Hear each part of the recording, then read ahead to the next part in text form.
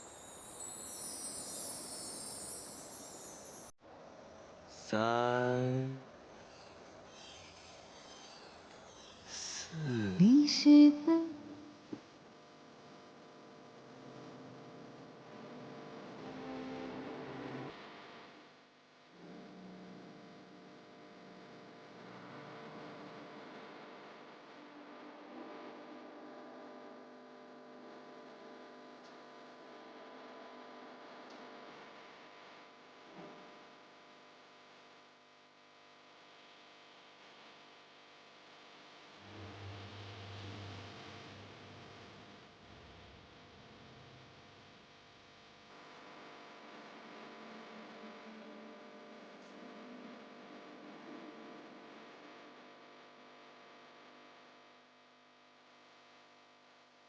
你输了。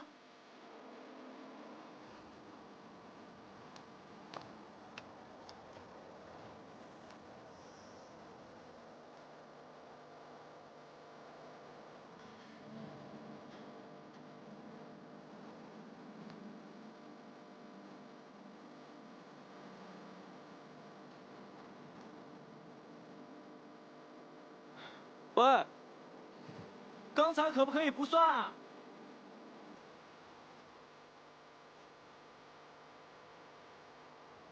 刚才可不可以不算啊？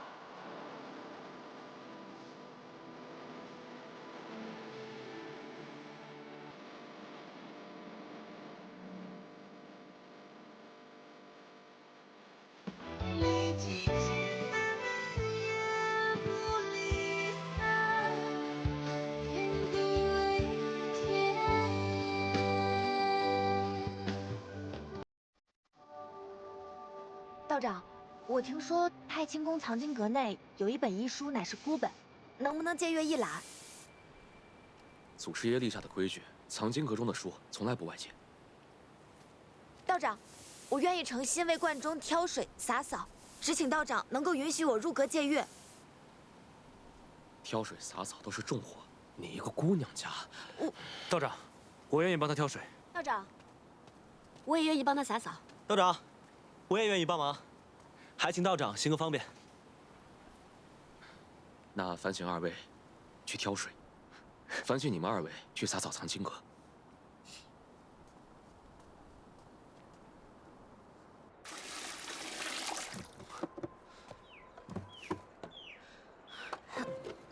哎，桃子姑娘，我来帮你吧。哎，那可不行，你是来帮我干活的，又不是来替我干活的。还有啊，你为什么要帮我？我也不知道，反正我一看到你，我就想帮你。那。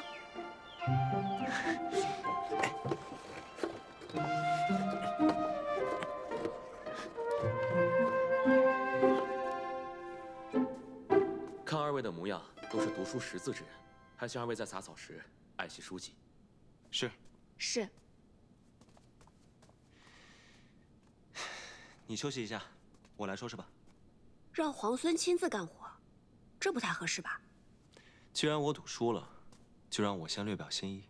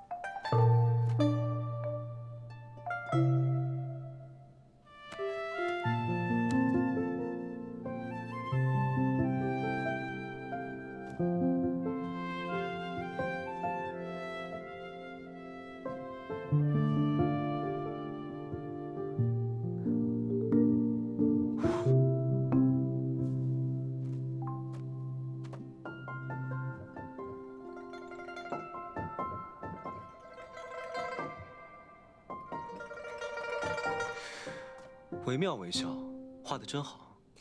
此画命名为《皇孙劳作图》，你觉得如何？题名更好。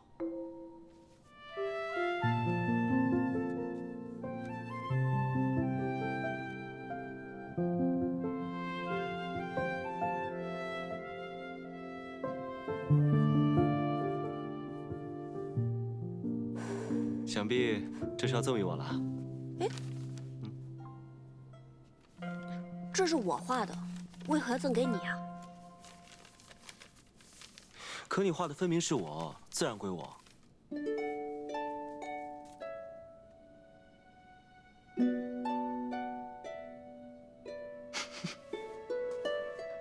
你笑什么？没什么，你在笑我什么呀？没什么，不能说。你快说，你在笑我什么？要是我说了，你不许生气啊？你先说来听听。你呢，将我放在你胸口，日日夜夜这么带着，思念时还可以拿出来看一看。我自然高兴，我一高兴就笑了。油嘴滑舌。哎呀，多谢强子。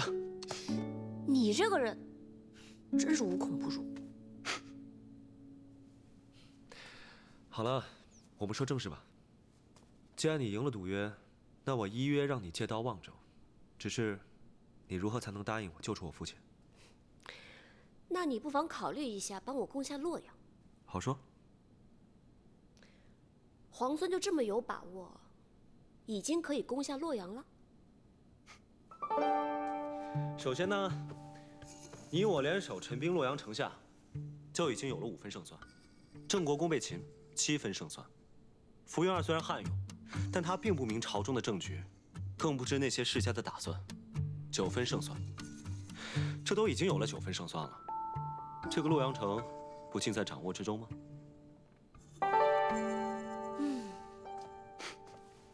皇孙如此替梁王谋划，梁王何幸？他是我的父王，我自然会救他。他在孙敬手中，我怕我们攻破洛阳，孙敬未必不会起杀心。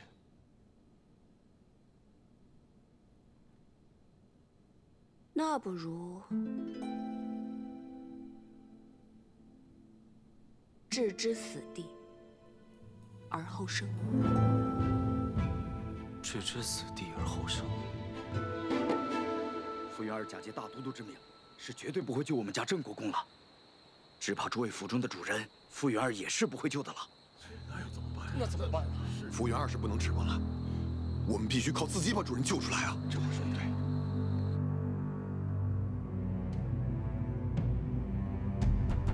将军，出事了！进来。郑国公的家人率着私兵打昏了城门守卫，开了城门，引镇西军和崔家军入城了。什么？完了，全完了！这些蠢货，没想到这洛阳城葬送在他们手里。我要杀了这些蠢货，斩死寻常！撤！先去粮堂，放现实去了！镇西军、崔家军合围攻击洛阳，围城多日，难以强攻。李逆巧妙用计，令郑国公家人撕开城门，镇西军、崔家军才得以潜入洛阳。福原儿奋起反抗，率守军苦战2日1夜，终于不敌。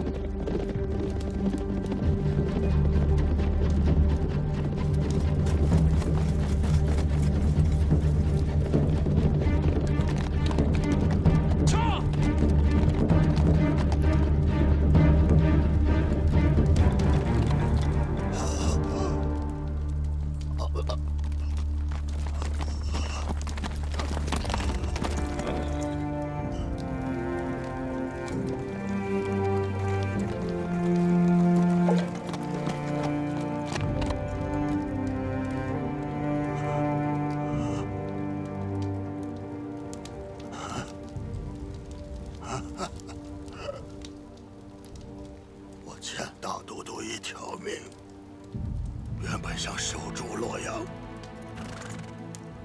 来换这条命，没想到洛阳一失，看来今天我真的把这条命还给大都督了。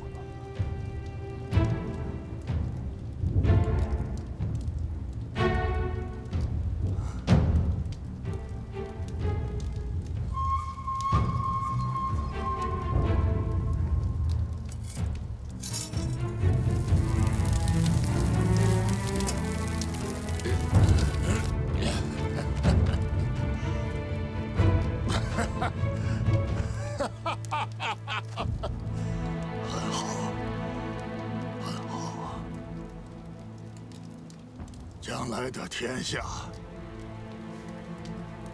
就是你们这等少年英杰的。等到你和他争夺这天下的时候，那将是何等的精彩啊！可惜，老夫看不到了。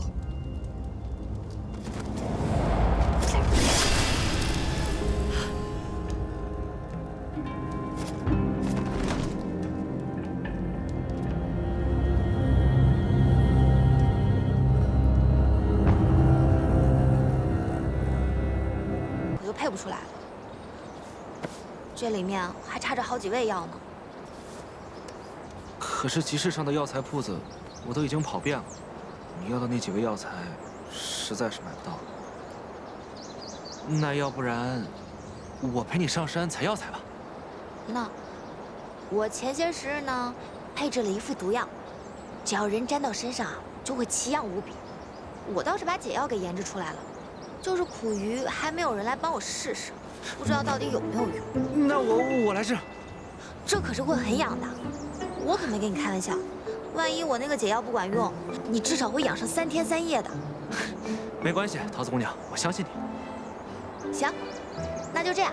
既然你都帮我试了解药，17郎要的药材，我一定尽快给你配好。好。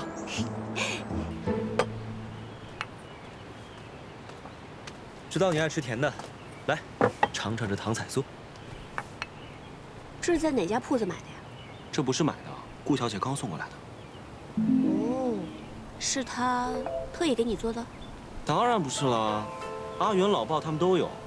我想起来你爱吃，才特意拿过来给你。尝一口。放这吧，我一会儿再吃。行吧。对了，跟京都的人都联络妥了，现在万事俱备，只欠东风。药在桃子那里，还没配好。我知道，我让长耳天天跟着他，看能帮上什么忙。你让谢长耳给桃子帮忙，我看别是添乱才好。添乱也好啊，省得他总在你旁边，我都怕他拿毒针刺我。好好的，他干嘛拿毒针刺你啊？因为呀，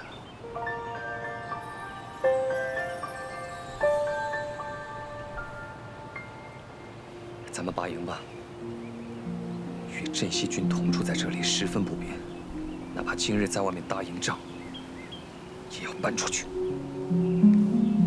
是。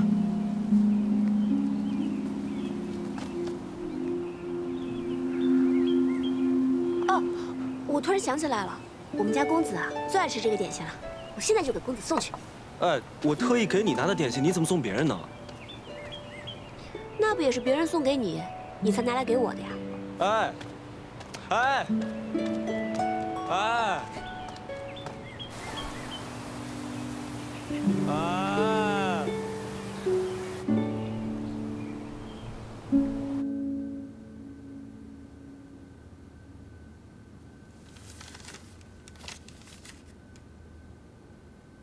大都督，镇西军和崔家军携手攻克东都，吴云儿以身殉城。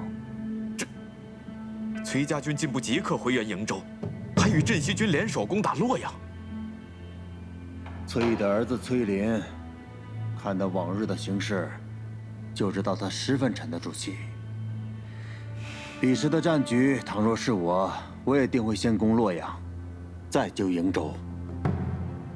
可洛阳城池坚固，粮草充足，福原儿只需坚守不出，镇西军和崔家军便是士众10倍，也绝无可能在短短时间破城。而且福原儿乃是沙场宿将，又岂会败于2个小儿之手？此战失利，是我用人之错。此次洛阳之失，倒是给我提了个醒。强敌不过是外力，真正能摧垮自身的，往往是内力。这西长京看似固若金汤，恐怕已有漏洞。臣这便着人去查京都各世家，严防其与逆军暗中勾连。暗中勾连之人，又岂止在世家呀？石七郎，崔家军拔营了。什么？拔营？对。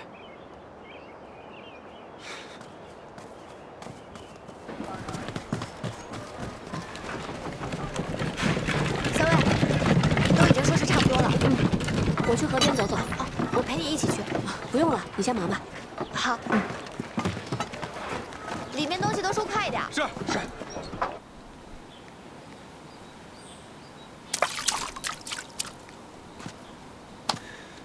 怎么说都不说一声，就突然要拔营搬出城了？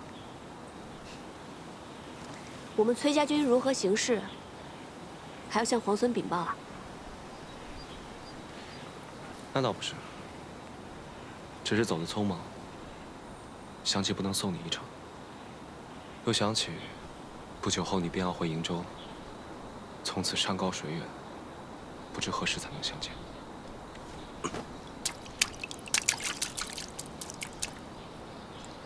那我答应你，等我回瀛州之前，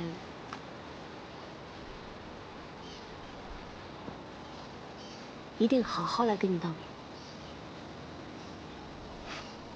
你说的。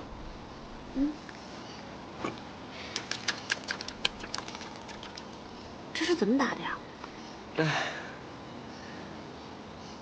在劳兰关，狼特别多，每一次出城遇到狼时，我们便会随手捡起一块石头来打狼。日子久了，大家都学会了这项技能。每当闲暇的时候，便会在劳兰关河边打水漂。赢的那个呢，第一块烤羊肉便归他。听起来真有意思。想试试吗？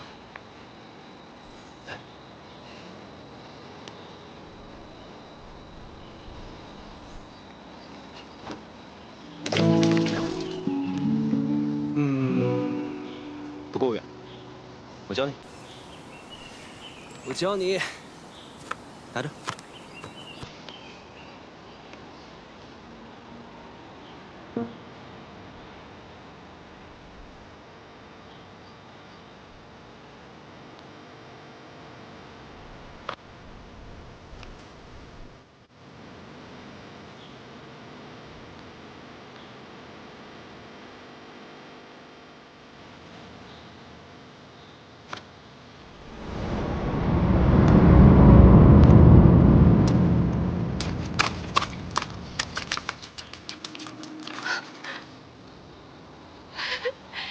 成了，成了，原来是这样。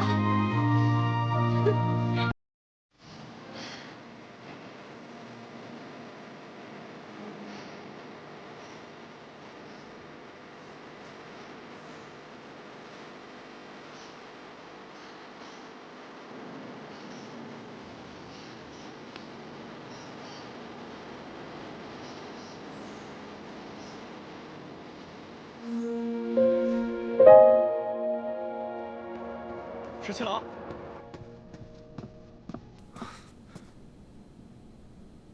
崔离来见过我。崔离，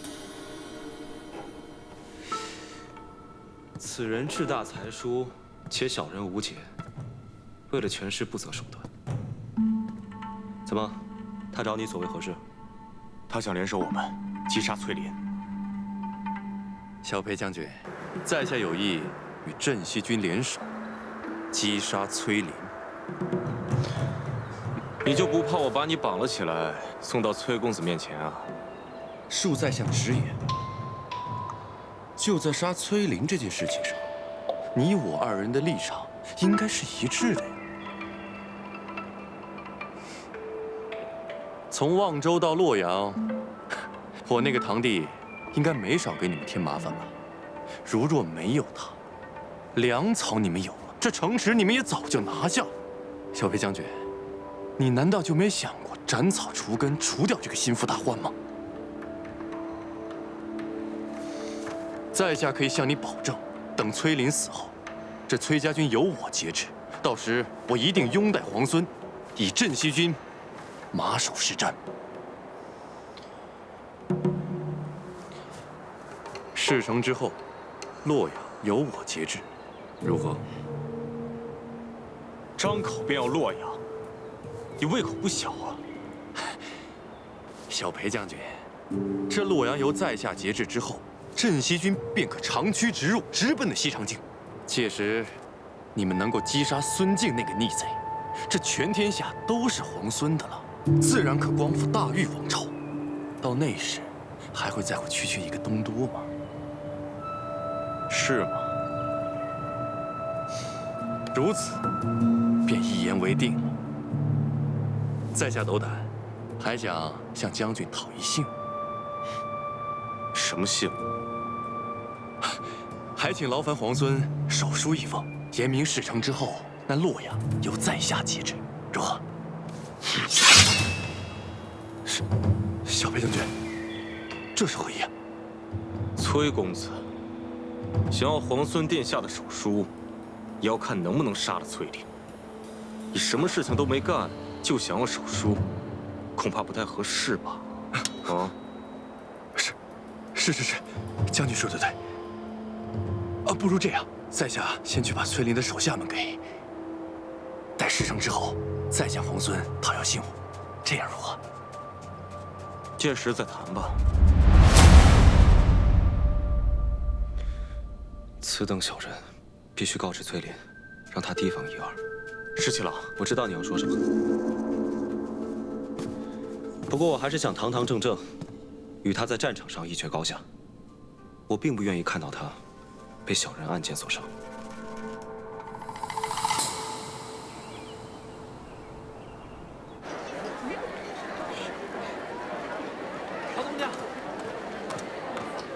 桃子姑娘，这个是十七郎给何校尉的。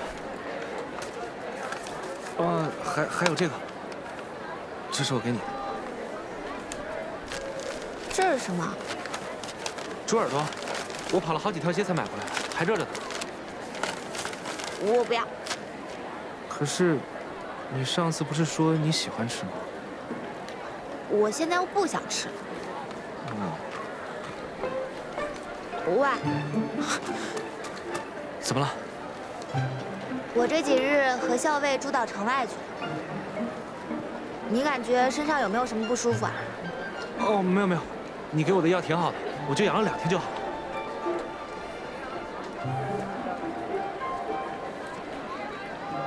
喏，这个给你，每日涂3次，这回的药包管灵验。谢谢桃子姑娘。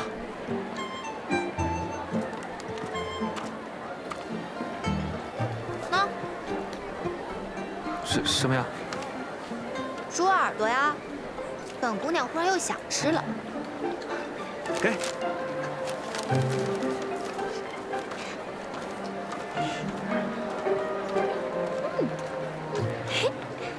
姑娘家真奇怪啊。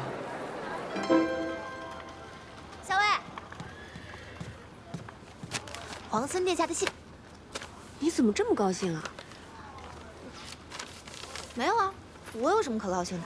难道不是因为耳朵？什么耳朵？那不是猪耳朵吗？校尉，取笑我不给你吃了。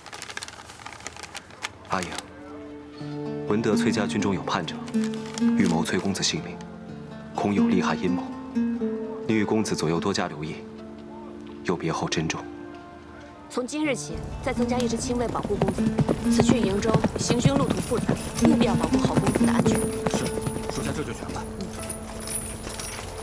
阿莹，怎么忽然想起来要增加我的护卫了？公子，收到线报，崔离欲对公子不利，我军即将拔营，公子的安危必然是重中之重。阿莹，不用担心我，连番行军辛苦，你本来思虑就多，应当要好好保重。为公子考量是我的本分。行。桃子，帮我把这封信交给谢长耳。怎么了？你最近总是取笑我不给你送信。你这是不想送信呢，还是不想接谢长耳啊？要是后者的话呢，这样，我在信上呢再添上一句，告诉他们以后送信就让老鲍来，免得惹我们桃子姑娘不高兴。哎，你看你，那他们都是一丘之貉，谁送不都一样？哦，我来吧。那你早去早回啊，可别欺负耳朵。谁欺负他了？哼，嘴硬。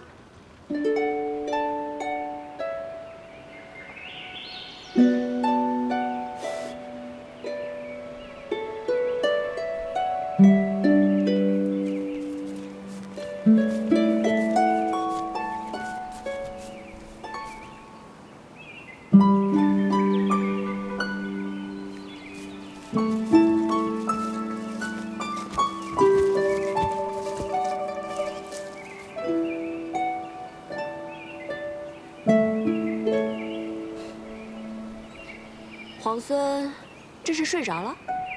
我校尉要再不来，我怕我要睡到晚上才行了。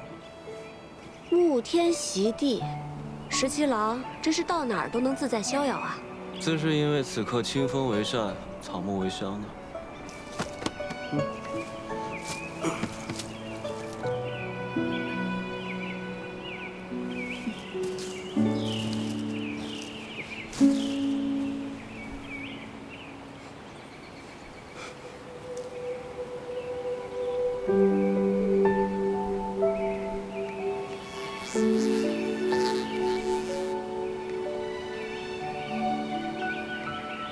你睡着了？睡着了。你为什么要提醒我？崔离会对我们家公子不利啊？因为我提醒了你，你就定然会回心来见我。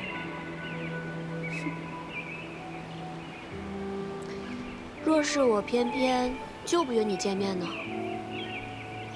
那就我约你见面呗。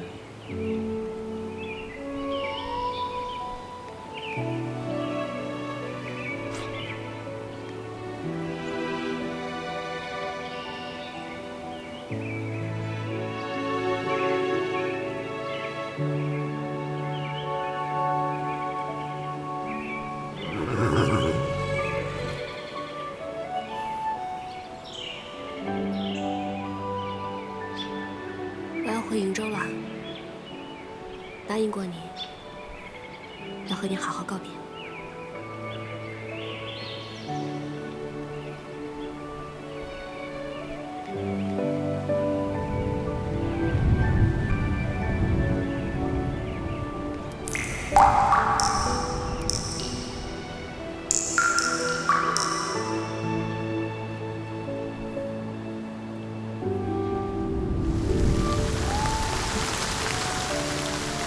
下雨了，带你去个地方。好。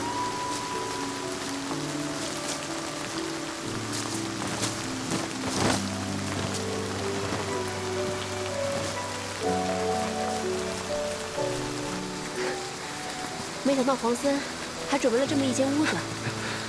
那是自然。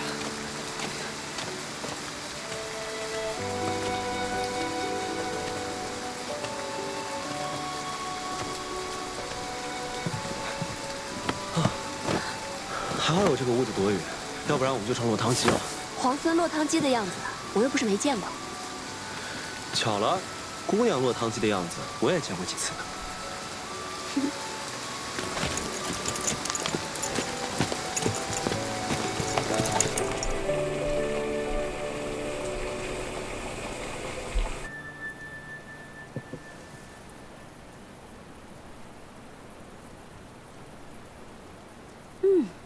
清香沁人，入口微苦，别有一番风味。这是竹叶茶吗？没错。民间呢，常以竹叶为煎，代作茶饮。皇孙的身份如此贵重，却对乡间生活了若指掌。人生在世呢，身份什么的最不值得一提。贵为天子又如何？还不是一碗饭，一瓯茶。我倒觉得在这里当个田舍翁，活得更痛快些。但你有没有想过，若是天子无道，田舍翁们流离失所，就连粗茶淡饭也成了奢望，还谈何痛快呢？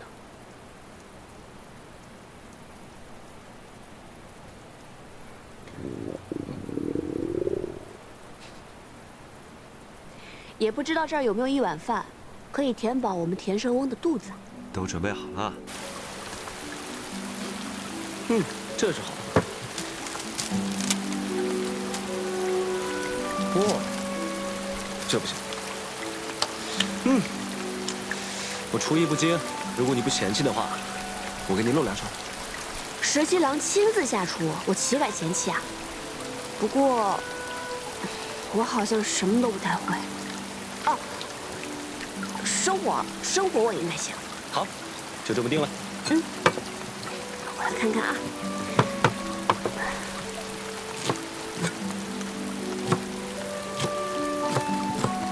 没想到皇孙准备了这么周全的食材。我怕你肚子饿呀。哇，你还真的会烧菜啊？这有什么的？我们在劳兰关，洗衣、打猎、缝纫、做饭，不都是自己来吗？那你在劳兰关的时候，没有带侍婢吗？我要带侍婢的话，与我在京都王府里的生活有什么分别啊？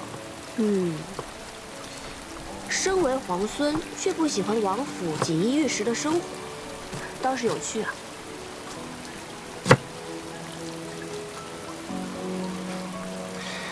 我呢，是鄂月出生的鄂子，从小先帝和父王就不喜欢我，这样的锦衣玉食，不要也罢。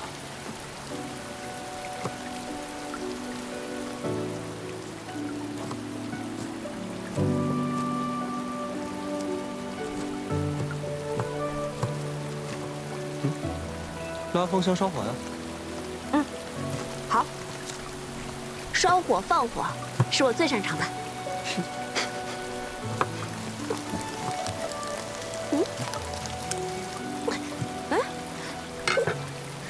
拉香烧火呢，也要讲究技巧的，要慢慢的这样推进去，再慢慢拉出来，慢慢推进去拉出来。还有呢，我试试。火候很讲究的，可不能忽大忽小，这样炒出来的菜就不好吃了。放心吧。来。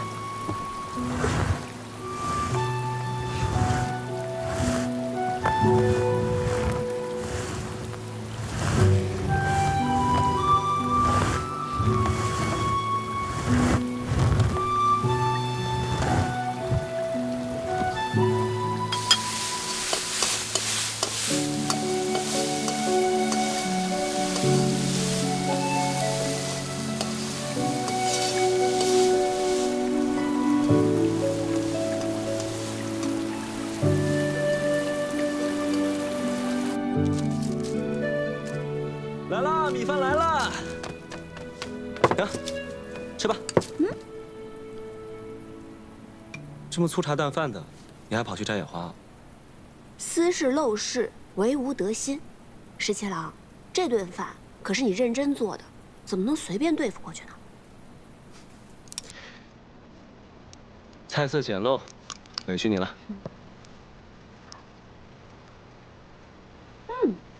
如何？好吃。那就多吃点。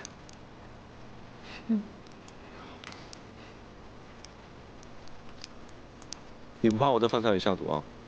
当然怕了。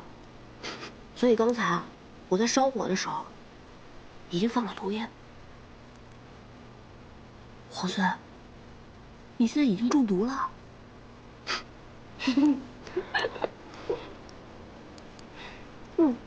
这个好吃。这倒是我拿手的。啊，这个你再多吃一点。好吃。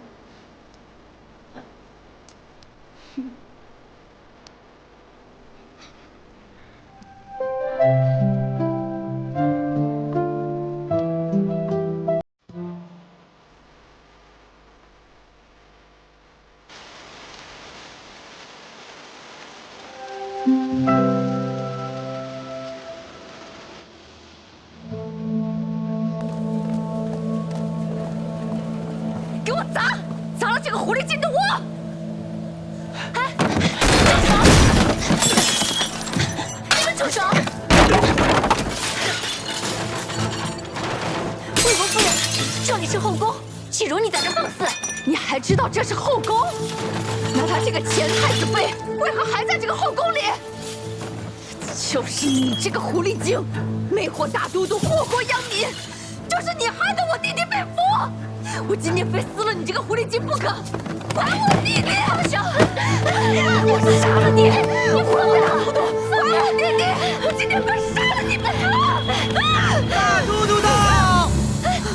你放开我！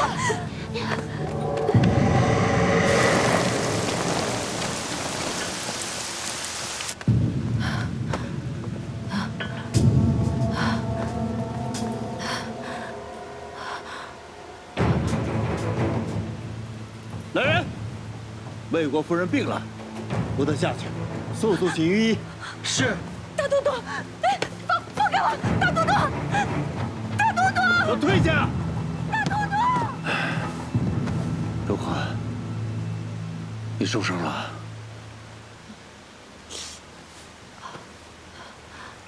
委屈你了。切不委屈。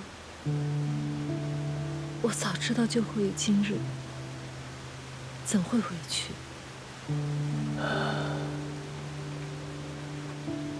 这几日，我一直在想，当年我若是带你一走了之，那又会是什么样子的？想当初，我在城外的十里长亭，足足等了你1日，直到太阳落山，也没见你来，我就知道你再也不会来了。虽然当时我已经被选做了太子妃，但是只要你愿意带我走，我是可以跟你远走高飞的，隐姓埋名，哪怕做一对贫贱夫妻，我也甘之如饴。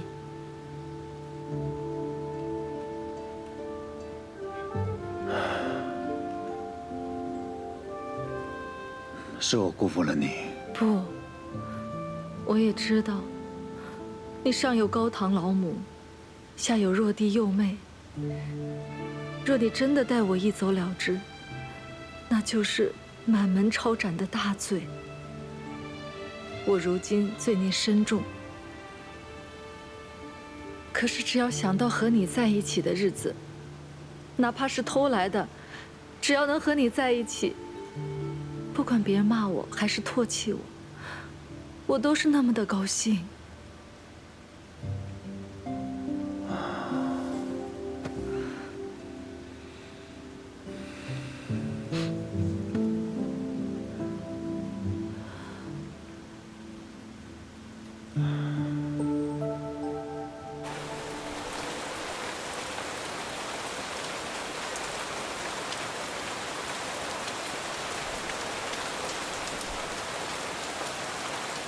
韩将军，咱们现在距离西长京，是不是已经很远很远了？已经有数千里了，也是快马驰骋，也得10数日。母妃最后跟我说的是，阿泽，你快逃，逃得越远越好。可是韩将军，我不想再逃了。我是太子的长子，我是国朝的太孙，但现在我每日都像老鼠一样东躲西藏。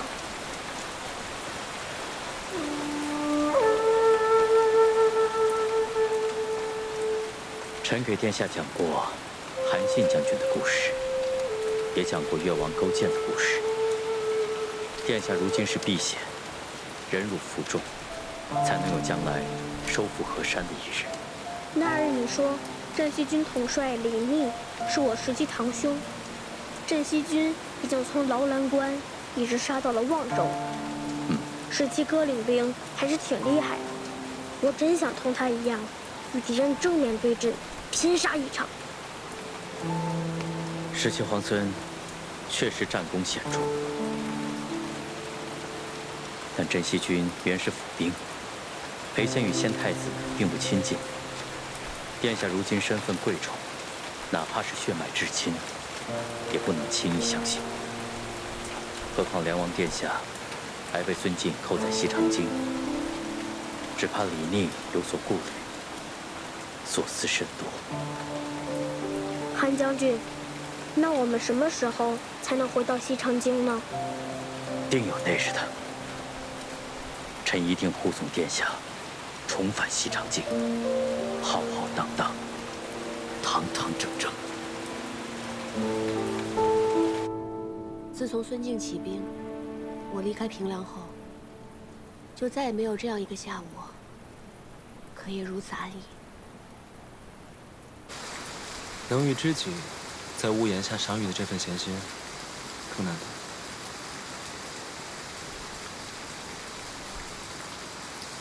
前几日，我还做梦回到劳兰关，打了一头特别肥的黄羊，正烤着呢，梦就醒了。我很好奇，劳兰关真的有那么好吗？值得你如此念兹在兹？行无辙迹，居无仕路，岂不快意？日后，我邀你同我一起去劳兰关，你可愿意？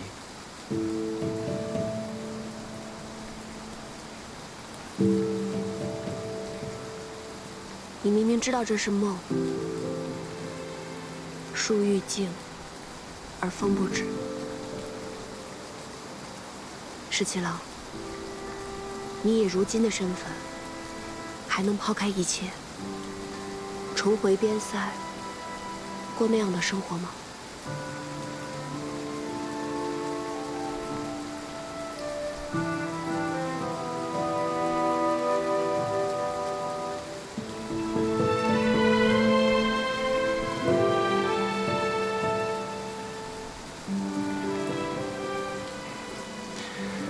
难得有一场好雨，将你我困在这里。雨停之后，又该各奔东西了。我们说些别的吧。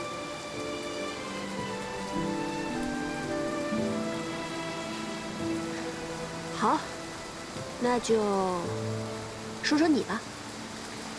你小的时候，是不是特别顽皮呀？何止顽皮，简直顽劣。我父王打我的藤条都不知道断了多少根呢。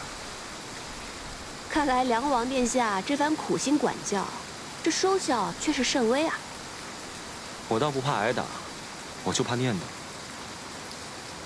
我娘生我时，难产而亡，整个王府之中，只有董王妃对我十分照顾。我父王又不喜欢我，我的两位兄长，都仗着父王的偏心，总让我顶包挨打。日子久了，父王就更讨厌我。见到我就皱眉。真想不到，你还受这样的欺负。我那两位兄长，都是董王妃所生。我娘是董王妃身边的侍女，听说从前义不得宠。幸好董王妃对我娘十分照顾。我阿娘过世之后，又是董王妃抚育我。为着王妃，我也就万事不与兄长们计较。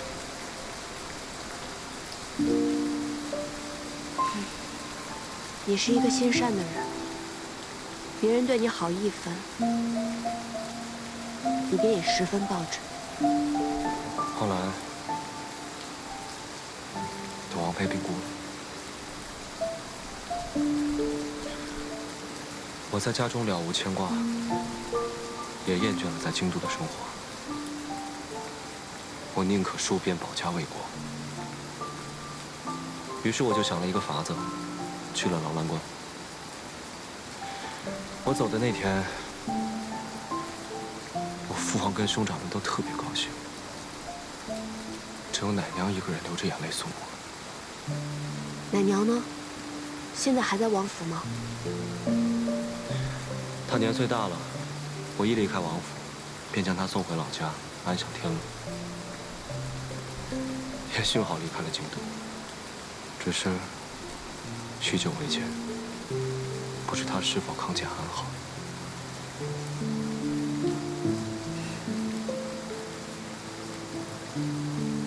还能有记挂着的人，就不会觉得孤独。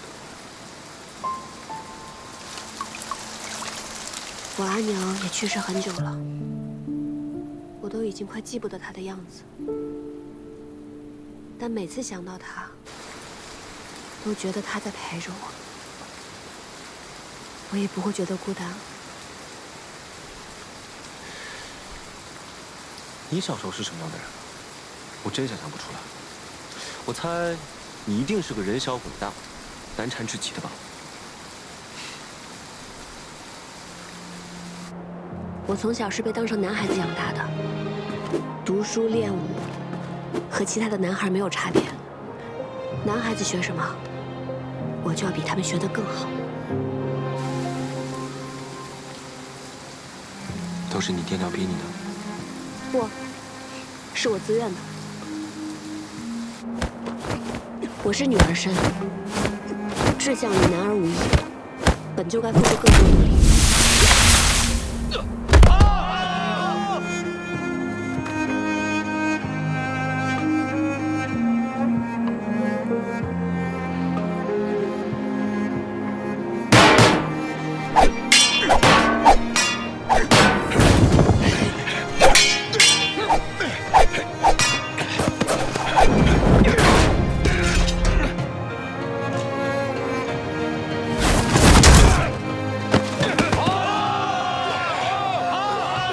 起3更，睡5更，要比旁人流更多汗，甚至流更多的血。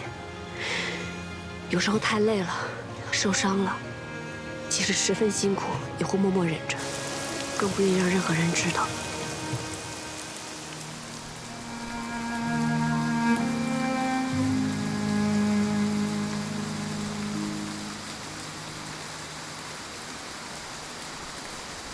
在想什么？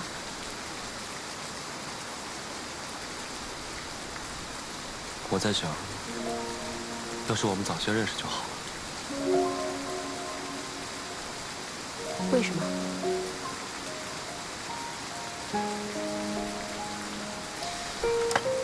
这样我们就能一起练武，一起读书，一起打仗，闲来无事，还能像这样聊聊天。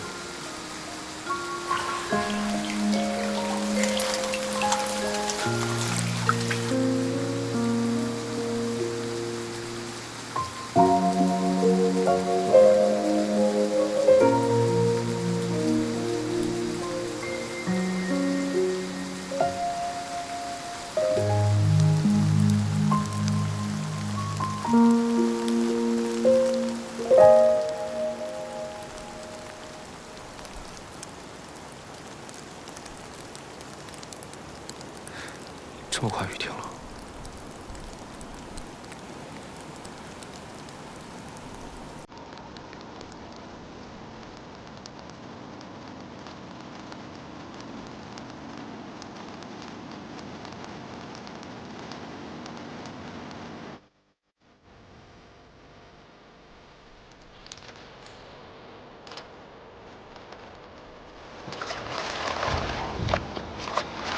回去吧。好。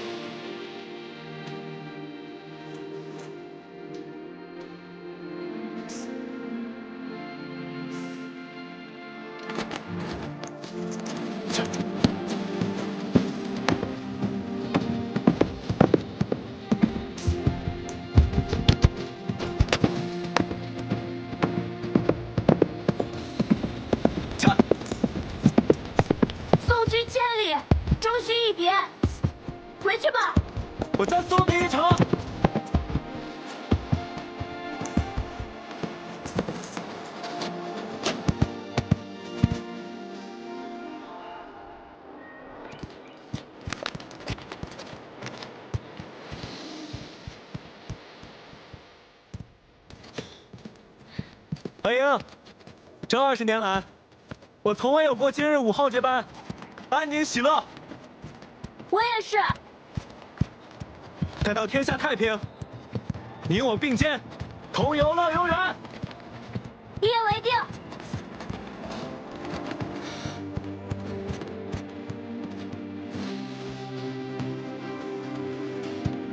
撤。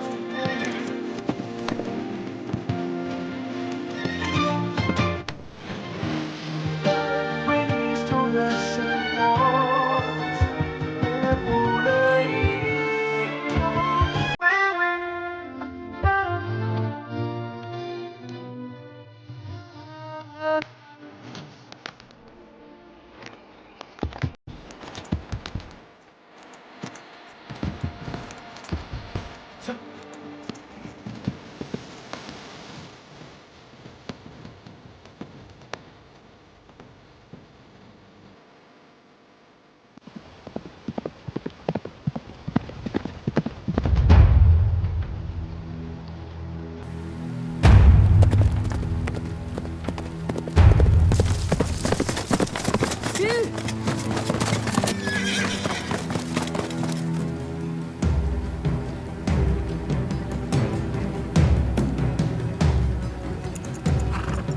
崔离，为何拿我？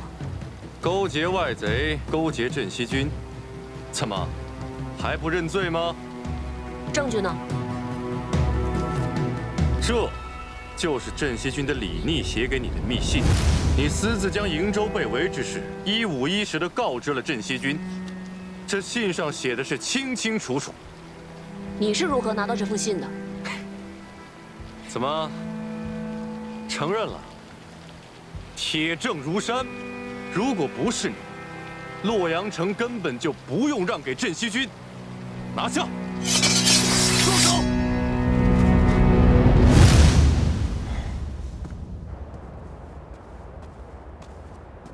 石七郎，你可算回来了。出什么事了？接到军中情报，李俊和李兰已经率军兵临洛水。看来，这孙敬早就撤出了围困我兄长的兵马。我那2位兄长，果然是不负所望。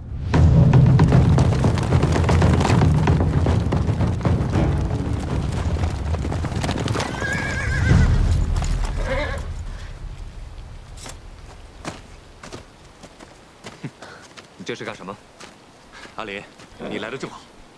我早就怀疑，这个何校尉和镇西军的李逆有私交，就是他泄露了不少我们的军纪，这就是证据。就是这个何校尉，将我们瀛州被围之事泄露了出去，这洛阳城我们才不得不拱手相让啊！这何校尉如果不死，如何对得起那些浴血沙场的将士？阿林，哥哥知道你心软，这件事，为兄给你代劳，不让你烦心。来人呐！住手！崔离，这封信是桃子手抄的，公子也知道这件事。何校尉近日在军中发现有异动，将此事禀明我之后，刻意写了这封信作为诱饵，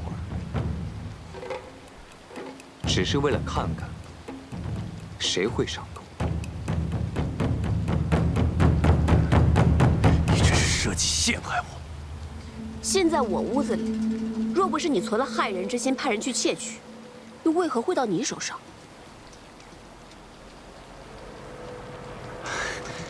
阿林，我这么做实在是因为他所作所为太可疑了。我只是想帮衬你啊！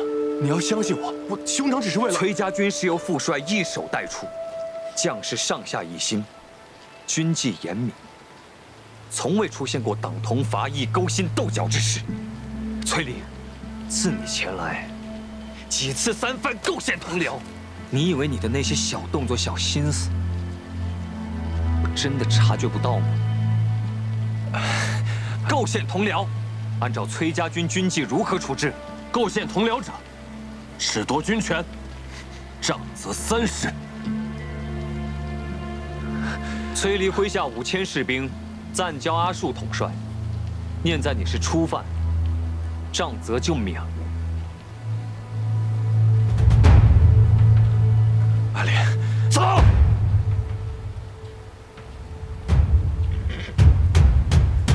这次啊，借机收回了崔离的兵权，想必如今他也翻不出什么浪花来了。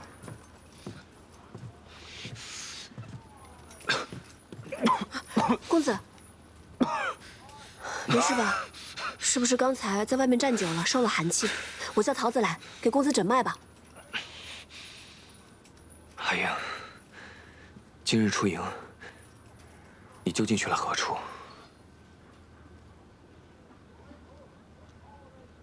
我去见了李逆。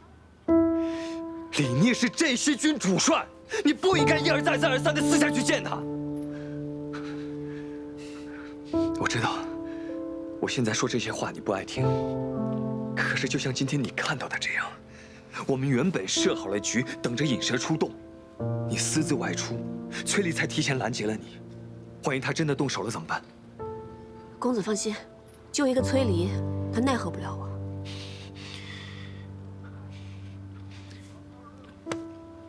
阿英，我知道你胸有成竹，可是刀剑无眼啊！如果你真的受伤了，你让我如何放心？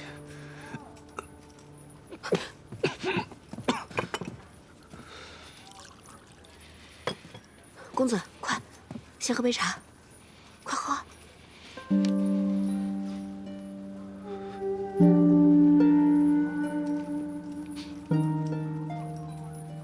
好点吗？阿英，你知道吗？其实，你在我心里比什么都重要，甚至比我自己还重要。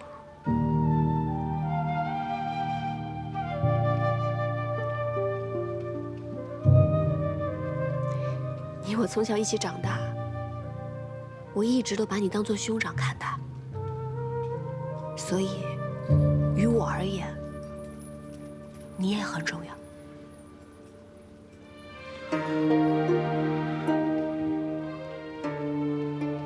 是啊，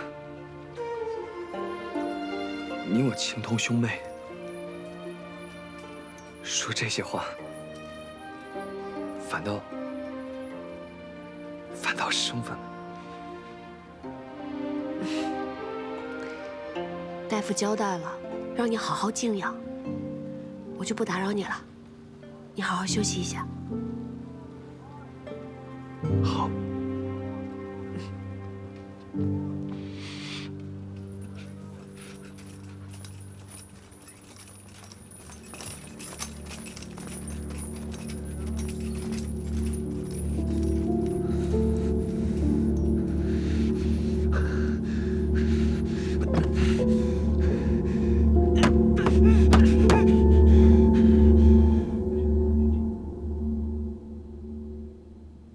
最迟明日，李俊和李来就会率军抵达洛阳。他们二位向来是志大才疏，又嫉妒你的战功赫赫，此次前来必定是来意不善。石七郎，拿个主意吧。既然兄长们都来了，那我们就走吧，把这个洛阳城让给他们便是。把洛阳城让给他们？洛阳是咱们辛辛苦苦打下来的，而且又以3城换崔家军退出洛阳，现在就要拱手相让吗？兄长们驻守洛阳城也是一样的，兵贵神速，咱们就去潼关。那怎么能一样呢？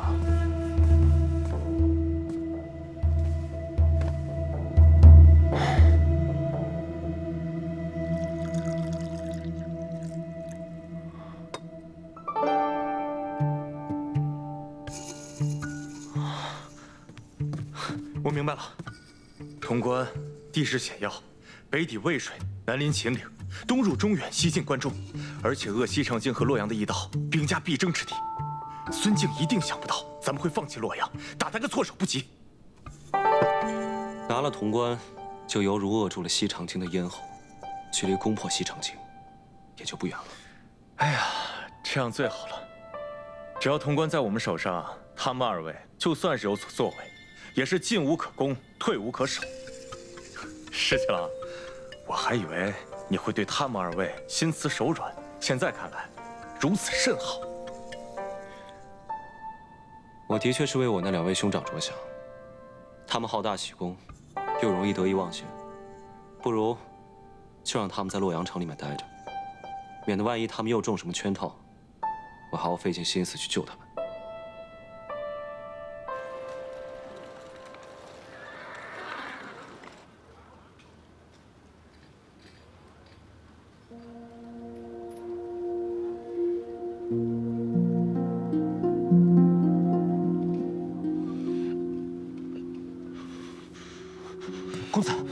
公子，你醒了。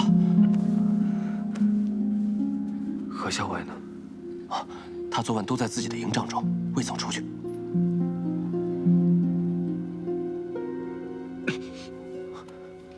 公子，大夫来给您看过了，他说你已经昏厥了2次，务必宽心少虑，多加调养才行。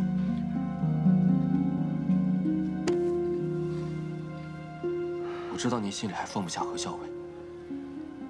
但是他迟早会明白，这世上对他最好的人就是公子你啊！他那样聪明，我对他好，他自然能感受得到。那公子你更该放宽心了。校尉他并不是知恩不报的人，昨日您不顾生病去救他，他看在眼里，定会感动的。可是我偏偏想要的，从来都不是他的感动和回报。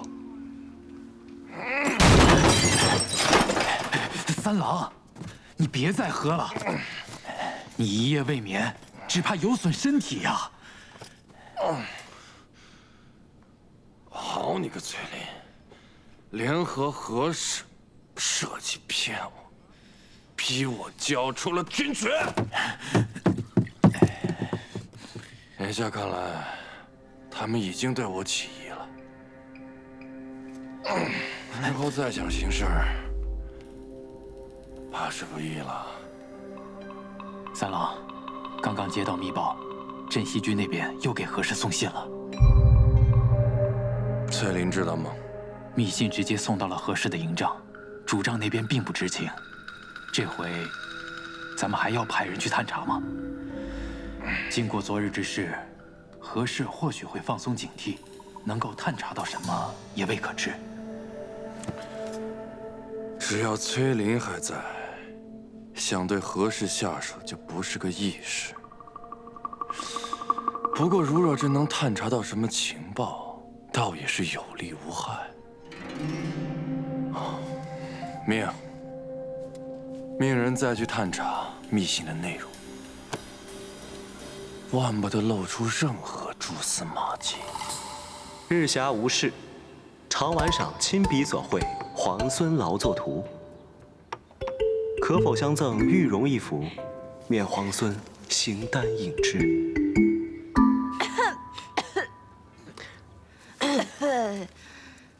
哎，校尉，你不回信啊？这么着急做什么？我不着急啊，这个信又不是写给我的。哦，你不着急，这样我先处理会儿公文，你先去休息会儿吧，不用陪着我了。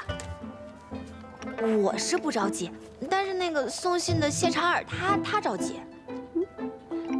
这么晒的天气，人家早回去了吧？哎呀，你不知道，那个人是个死脑筋。你要是不回信，不跟他说的话，他一准还在外面等着呢。小伟，那我可就告诉他了。我去了，我真走了。等等，既然你这么着急的话，那我就回上一封吧，免得让我们桃子姑娘白白跑一趟。好，我等着。校尉，之后来报，镇西军已经撤出洛阳，梁王长子临淄王李俊率军入城，最迟今晚，梁王次子会稽王李来也将率军抵达。知道了。真没想到，李皇孙对两位兄长还真是挺大方的，说让就让了。不过校尉，皇孙退出洛阳以后，那是要去哪儿？他在信里说了吗？信上当然不会说这些话呀。信上不说这些，那你们都聊些什么？哼，闲话而已。哼。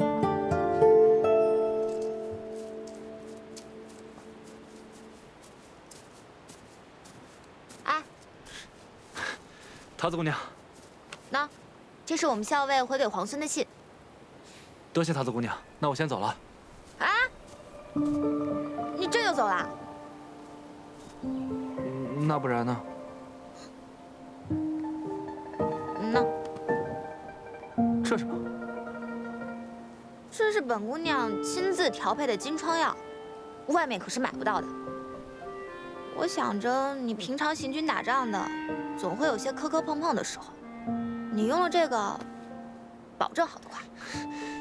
谢谢桃子姑娘，你真好。你说什么？我走了。谢谢了。傻子。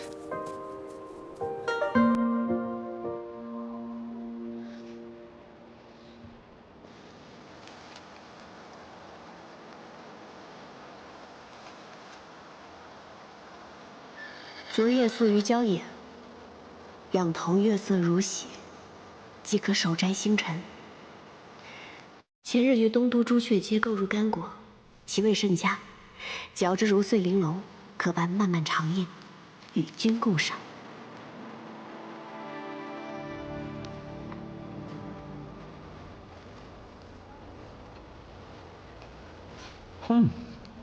干果与果脯同食，风味果然颇佳。前人竟单啖干果、果脯，今尝二者同食，滋味有趣。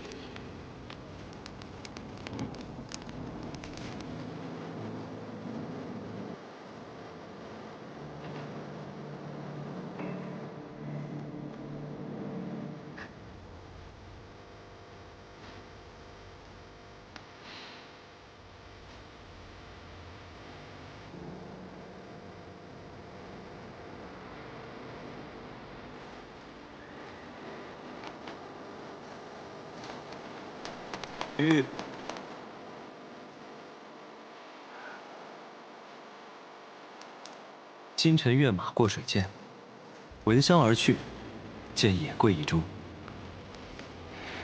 饮香浮动，独赏此景，深有抱憾。遂取花蕊数朵，以托一纸染香，盼来日同赏。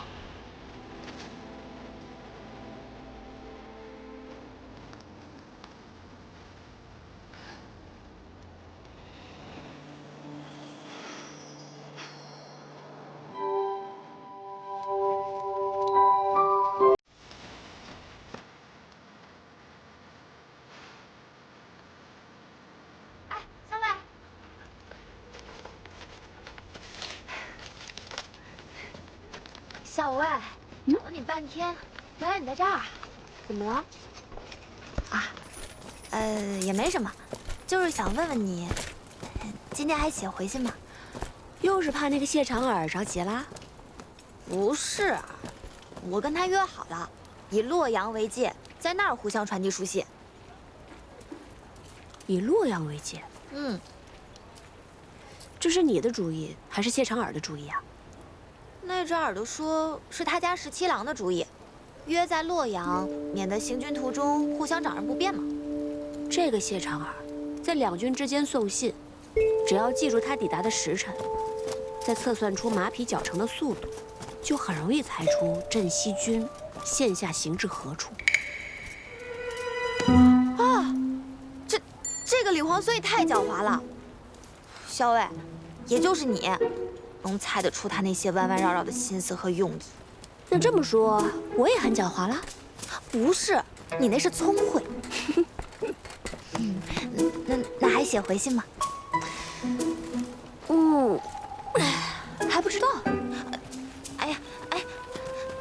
这个怎么会不知道呢？写不写回信？就是不知道啊。写不写回信？写一个。有人进去了。桃子，走，咱们去散个步。小伟，咱们不进去堵那个奸细一个正着。无妨。与李逆通信，就是想调出这个奸细。既然他们已经上钩，在做蠢事，让他们做吧。三郎，这是李逆写给何氏的信，属下想了法子，偷偷一字一句誊抄的。干果与果脯同食，风味果然颇佳。今尝二者同食。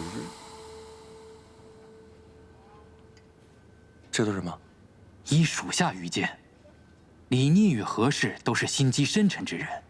此信乍一看平平无奇，实则用了暗语将机密藏于其中，所以何氏才为找隐秘之处藏起，就那么放着，也不怕被人看去。这其中干果一句，定是他们约好的暗语。有理。那咱们找些人来破解一二。当然。自君一别，虽数日，犹数年，未尝有此滋味，甚是牵挂。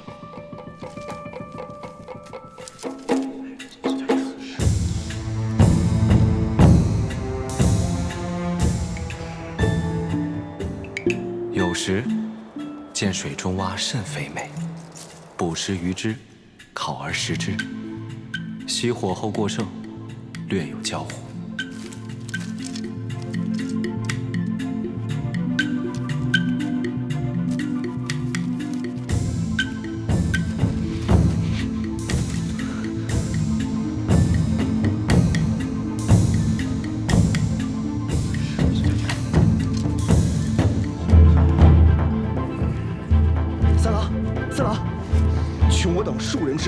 终于弄清了这何氏与李逆之间通信的秘密了。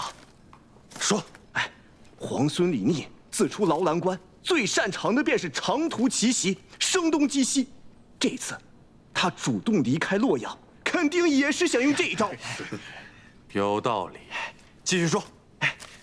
三郎，请看，这封信是何氏最新收到的。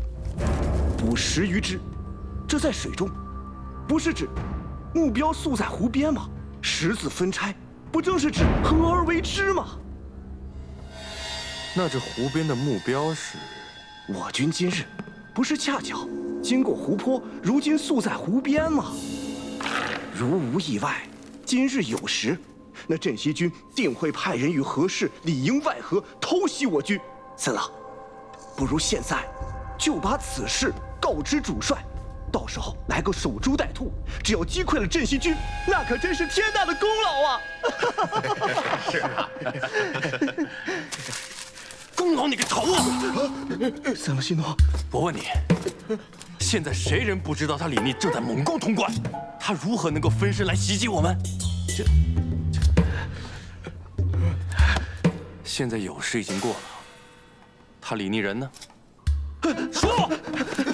三郎，废！这群废！滚！都给我滚！是，属下告退。这是从何处取来的？崔立一直派人紧盯着何校尉，偷偷抄录他的信件。我是从崔礼处取得的抄件。不过校尉明明发现了崔离的所作所为，却并未追究。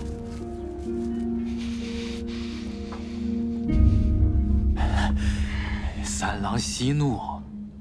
属下忽然想到一件要紧的事：上一次何氏以信件为饵设计咱们，如今回想起来，时机很巧，恰好是在你去见了裴元之后。你是说，那裴元与我见面之后，还把那件事告诉了何氏，二人联合设计引我上钩？就在杀崔林这件事情上，你我二人的立场应该是一致的呀。想要皇孙殿下的手书，也要看能不能杀了崔林。看来这个李逆和何氏关系匪浅，如若不然，此等机密之事怎么可能告知于他？之前还想着借李逆之手除掉何氏，现在看来，他不仅不会帮忙，还会与我为敌呀！三郎莫急，如今据守洛阳的，已是李逆的2位兄长李俊、李来，他们向来与李逆不睦。我们何不与他们联手？如此一来，还能解我们没有军权之困。妙计！潼关天下雄起，易守难攻。李逆率军苦战6日，与裴元身先士卒，终于攻破潼关。臣要恭喜太孙殿下，镇西军继光复东都之后，不日已攻下潼关。潼关，那距离西长京已经不远了。是的，距离西长京已经不远了。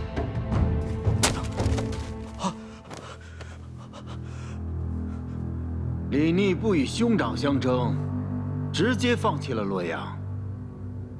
500里奇袭强攻潼关，哼，逮猪出好笋呐！这个梁王果然生了个好儿子。也罢，梁王的3个儿子现在已经到了左近了，他这个做父亲的在京中耽搁已久，也该给儿子们写封信了。走。哎，石七郎，战事如何？坐。如今大局已定，穷寇莫追。你呢？怎么样？我这个呀，皮外伤。好啊，咱们熬了这么长时间，终于把潼关给咬下来了。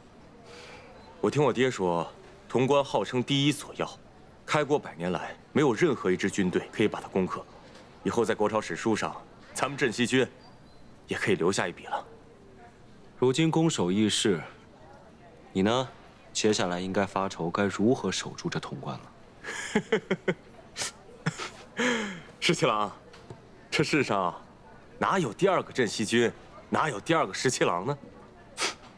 那这世上也没有第2个勇猛无比的裴元了。哎，别这样说啊！但是石七郎，我有个问题，你明知道不可为，为什么还要写信给会稽王还有临淄王，让他们一起合围西长京呢？我那2位兄长啊，被我父王惯得跟倔驴一样。你呢要往西，他们就偏要往东。我不希望在当头这个时候，他们为了抢功劳，擅自出兵闯祸。当然要给他们写封信约他们合围。这样一来，他们肯定不会听我的，自然也就小丁丁按兵不动了。所以这叫指东打西，反其道而行。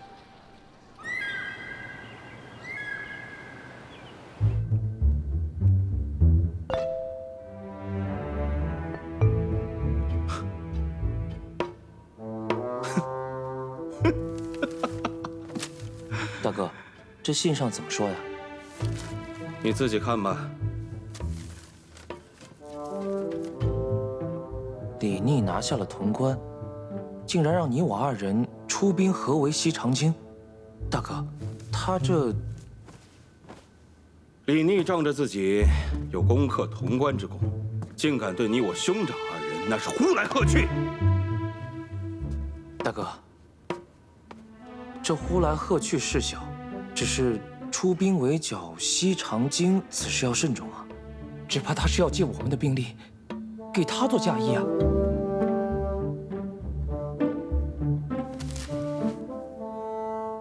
我早就知道李逆他居心叵测，万万不能让他心想事成。大哥，前2日崔家军的崔离不是派了密使前来吗？你是说，大哥，我觉得我们可以借兵给崔离，因为崔离借兵是想要杀崔林而嫁祸给李逆，如此他定会成为大哥手中的一把尖刀。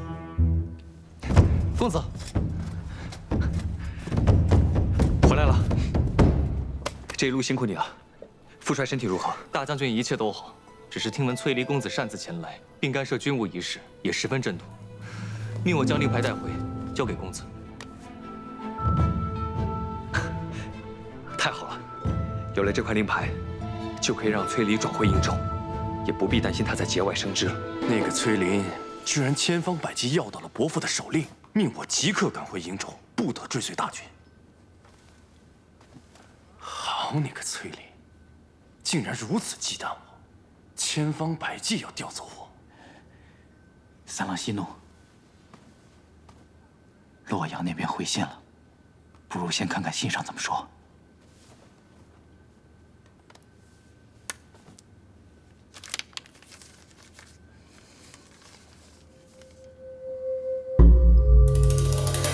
三郎，怎么说？李俊已答应派兵助我击杀崔林，一旦事成，便封我为魏阳大将军。恭喜三郎，恭喜大将军！只要崔林一死，由我统帅崔家军便是顺理成章。届时，再把一切的事情都嫁祸给李逆，一箭双雕，天衣无缝。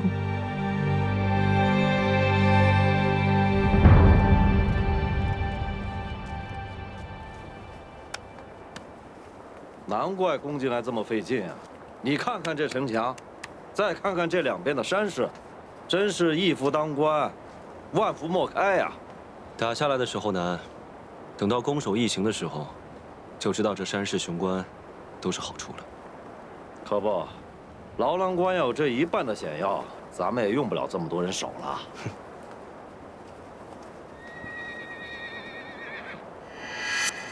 哟，是不是又有信来了？石七郎，你怕是望眼欲穿了吧？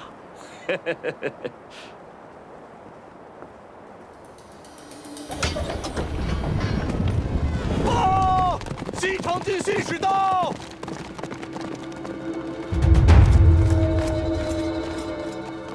大都督命我来传令，镇西军需在3日内退出潼关。放肆！孙敬是让你来送死的吗？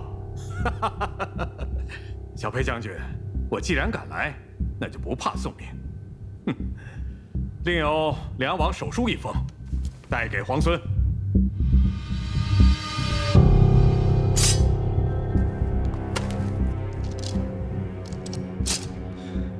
若要是执意不退兵呢？若是不退，那3日之后的午时，皇孙便备好丧服，为梁王服丧吧。想来我父王必定写了3封信，另外2封已经送去洛阳，给我那2位哥哥了吧？是，就是不知皇孙和2位兄长相比，谁更有孝心一些？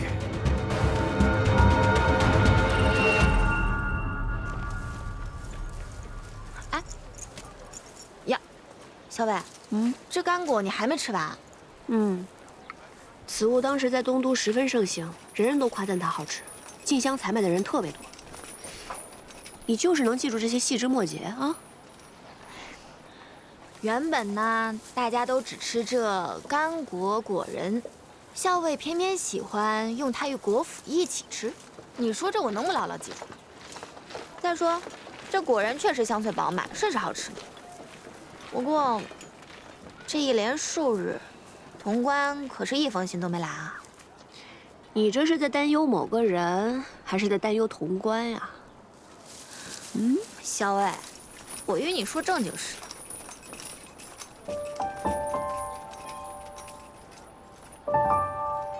大概京中出事，他也没心思写信了吧？小伟，他是谁呀？他是谁啊？哎，他是谁啊？他是谁啊？吃干果还堵不上你的嘴啊！不说了，不说了。他是谁？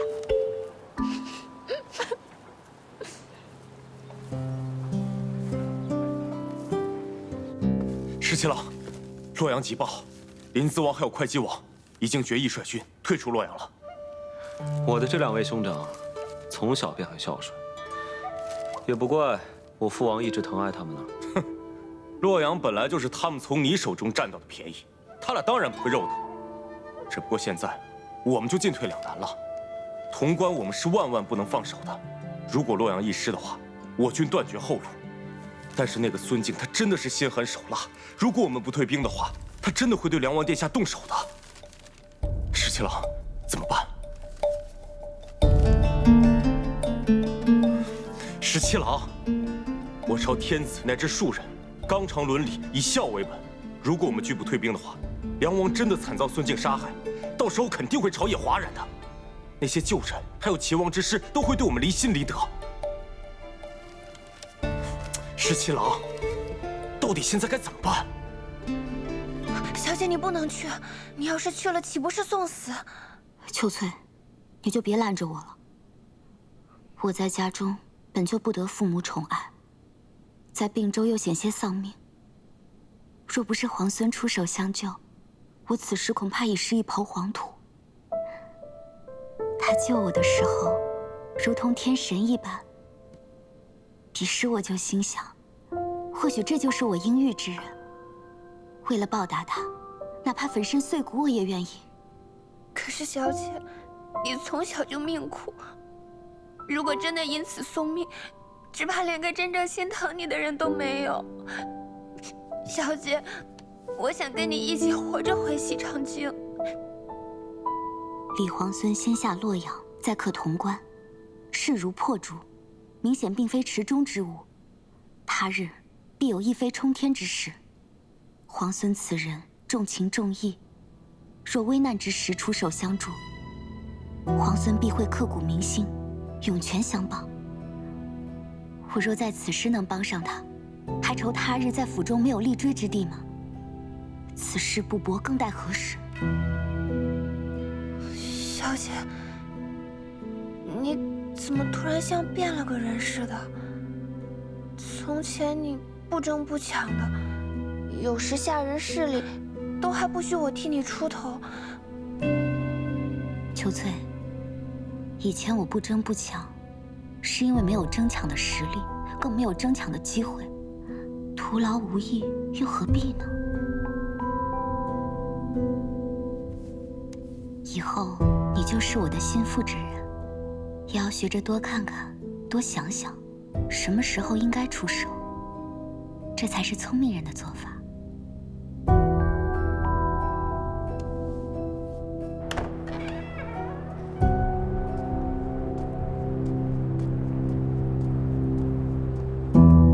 见过将军，见过小裴将军。顾小姐多礼了。婉娘有一桩机密事情，想要与将军商议。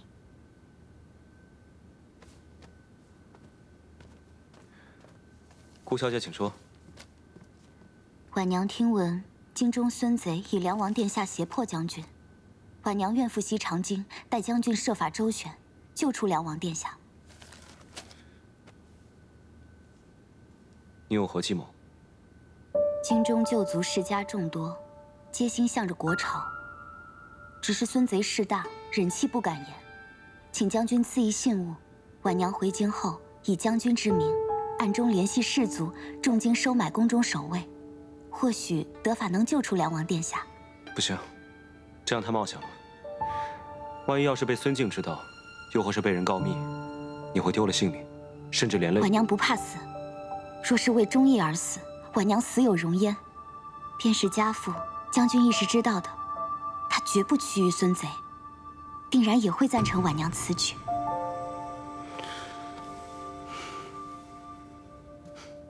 多谢顾小姐忠义之念，京中早有布置，顾小姐放心。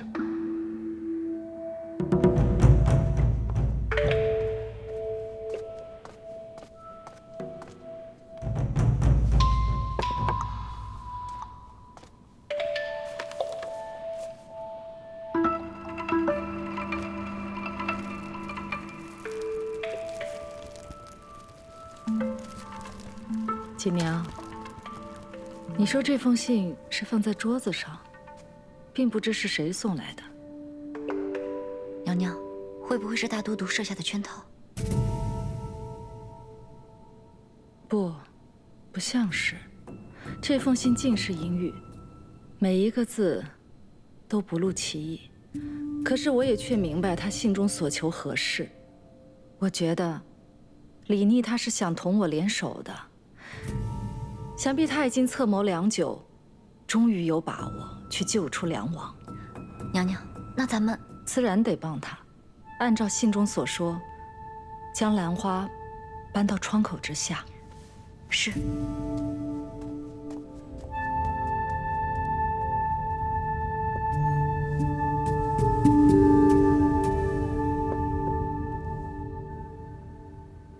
太好了，小姐，你不用冒险去西长京了，皇孙自然也有办法救出梁王殿下。皇孙虽未曾与我明言是何计策，但经此一事，我已经成了他信任之人。那小姐是打算？皇孙与那崔家军中何校尉往来颇多，似有情谊。幸好崔家军已经折返瀛州，日后相隔万里。我若是他信任之人，自然有办法使他与那何校尉渐渐疏远。如果小姐能嫁给皇孙，那可就太好了，府中就再也没人敢轻视小姐了。此时言辞尚早，不知道皇孙这次能不能救出梁王殿下？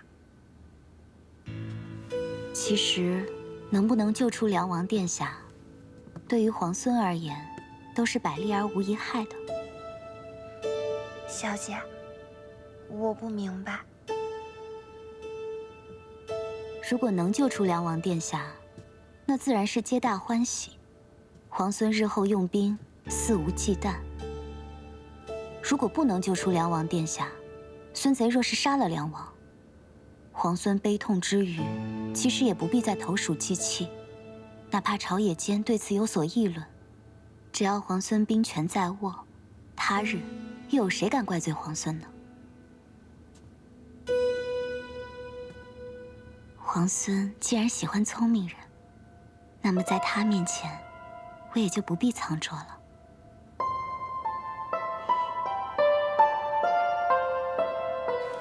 你说李皇孙会像他的兄长们那样退出潼关吗？你猜呢？仗要是打败了，还能东山再起；可人心要是丢了，就很难捡回来了。他的哥哥们都要退出洛阳了，皇孙要是不为所动，那就是千夫所指。我猜他会退。李逆素来会谋算，他早有救出梁王之意。孙敬对梁王看守必严，要救出梁王谈何容易啊！所以确实要好好想想办法，而且要天时地利人和。不过我看这李皇孙，怕是已经要凑好天时地利人和了。天时地利人和，如何才算得上是天时地利人和？桃子，你记不记得，你曾经配过一种药？撤！何校尉，撤！校尉，校尉！校尉，瀛州传来急报，公子请您回去议事。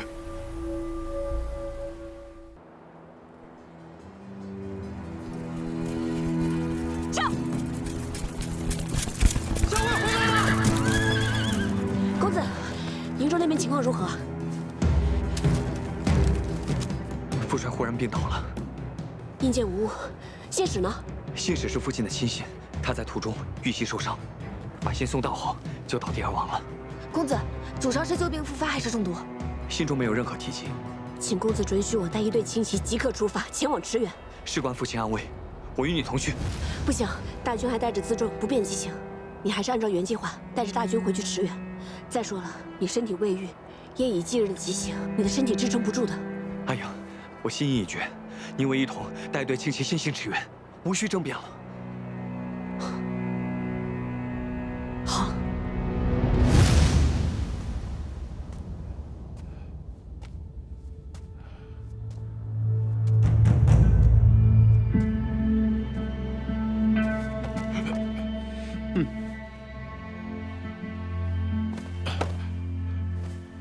参见大都督。大都督安好。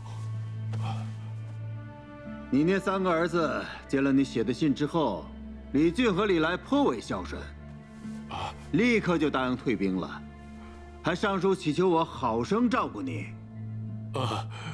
至于那个李逆嘛，他竟然砍了郑国公的人头送过来，还附上了一封信。哼！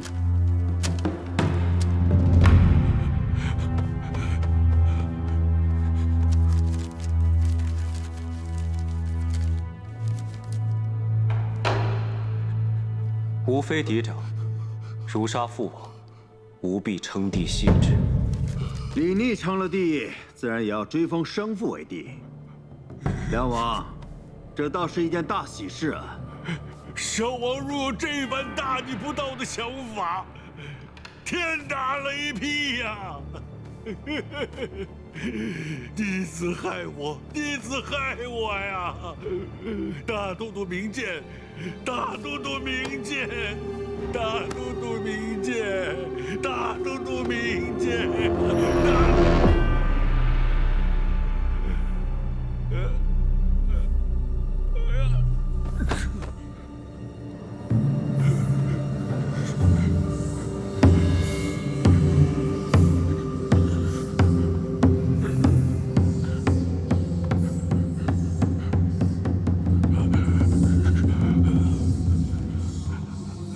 把太医叫过来，看看怎么回事。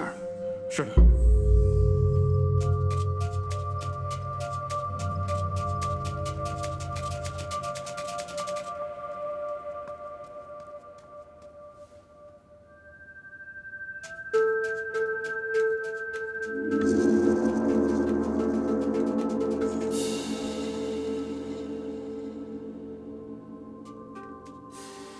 想法子让魏国夫人知道。是。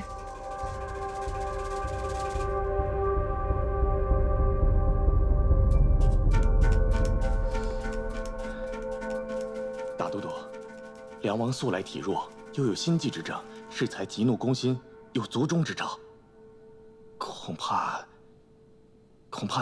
此病危殆呀。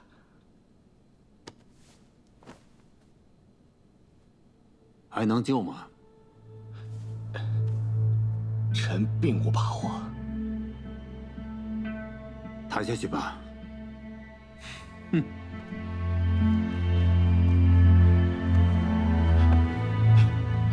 轻一点，哎，千万轻一点呀，别给颠着了，颠着会断气的。十七郎，十七郎，洛阳急报。事后所探，林子王手下的兵马有异动，一队轻骑携重弩，出了洛水，不知所踪。不对，一队轻骑携着重弩，不像是离开洛阳，更像伏杀。他们想去伏击截杀谁呢？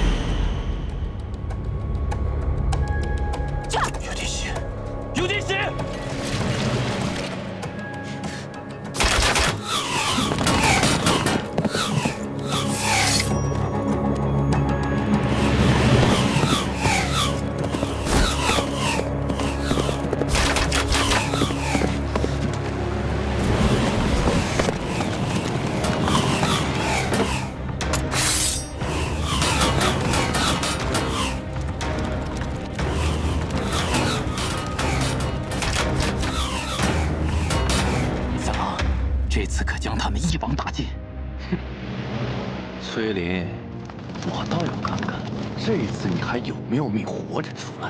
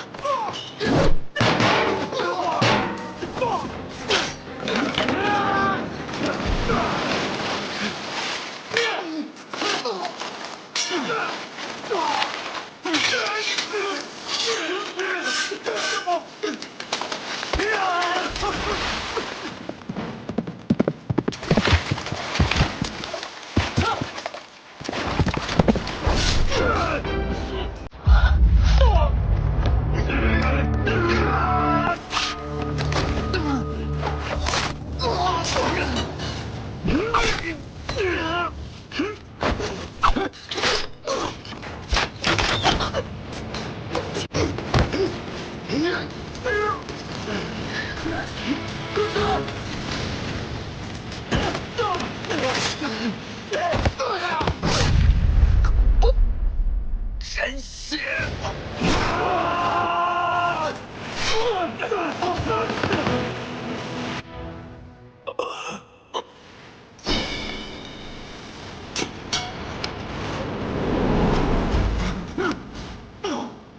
师兄！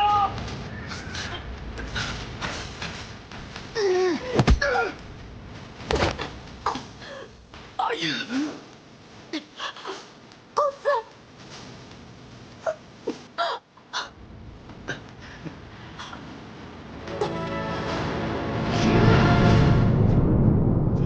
哎呀！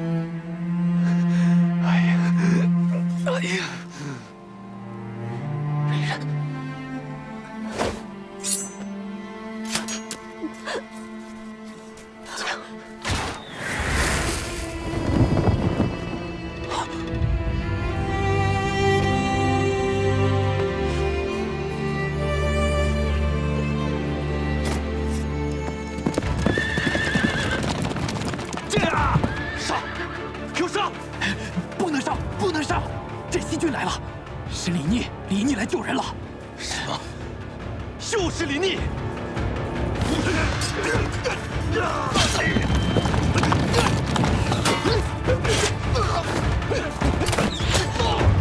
公子，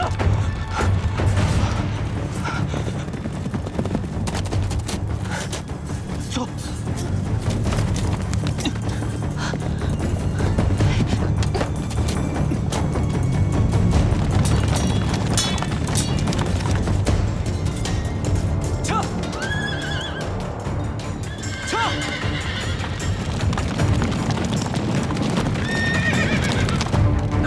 眼睁睁地看着崔林和何氏逃掉，镇西军可不是好招惹的。李逆所遣又都是精兵强将，咱们虽然借了些兵马，但折损过多，咱们也不好交代呀。三郎，留得青山在，不怕没柴烧啊！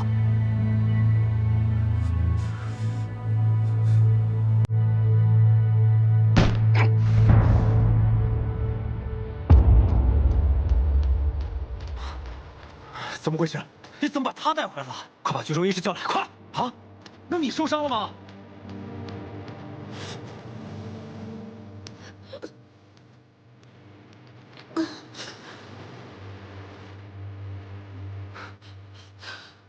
哎呀，此剑从入体太深，又有倒刺，若是使蛮力拔出，是怕会伤及经脉，会血流不止的。现下只能将剑从细细挖出。老夫已经老了，手不稳，不敢挖呀。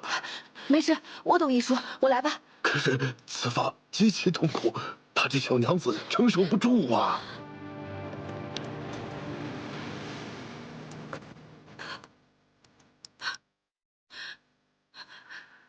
阿英，医师说要将剑从慢慢挖出，会有点疼，你可以忍吗？有我在，你一定不会有事的。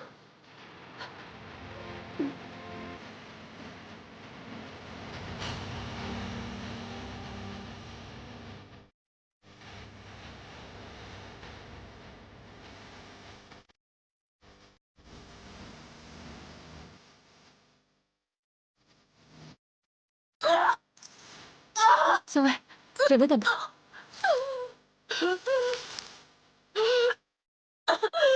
忍一下，马上就好了。快了，快了！咬住，咬住。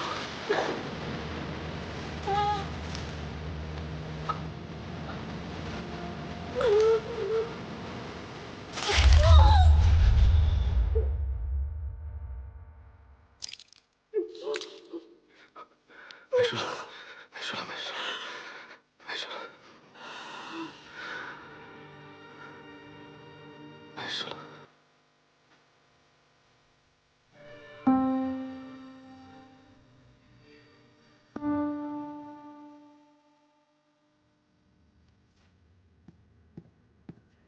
我来帮你擦。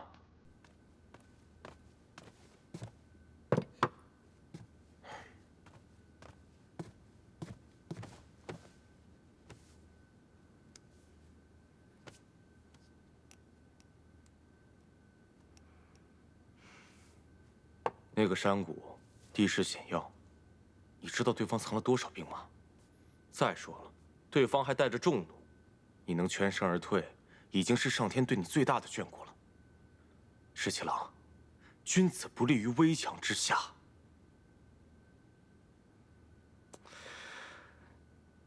你说你好好一个武将，怎么偏偏要学你大伯那样，引经据典，整天长篇大论的？我们刚刚攻下潼关，正是谋划收复京都的重要时刻。你要是出了一点点差池，你让我们怎么办呢？再说了，那个何氏他是崔家军中的人，你为了救他这么拼命干嘛呀？谁说我是为了何氏才去救人？你不是为……我是为了救崔公子。你觉得我信吗？我觉得你信。行。你说什么都对。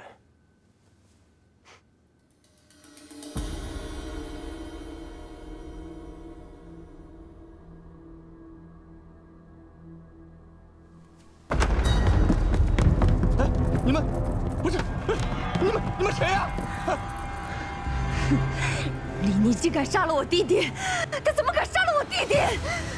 我现在就杀了你，替我弟弟偿命！夫人，你儿子竟然敢杀了我弟弟！我现在就杀了你！我们的人已及时拉住魏国夫人，太医也知道怎么说。娘娘放心。大都督到。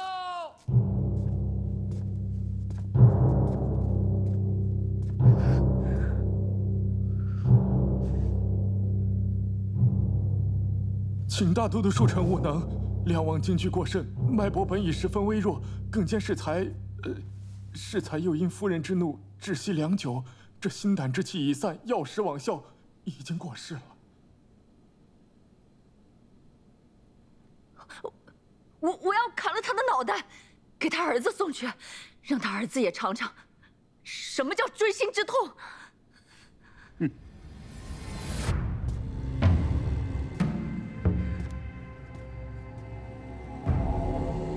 此人死不足惜。封锁消息，将那骨灰烧化，挫骨扬灰，替郑国公报仇。不，我要把他脑袋砍下来，给他儿子送去。你打我！你居然打我！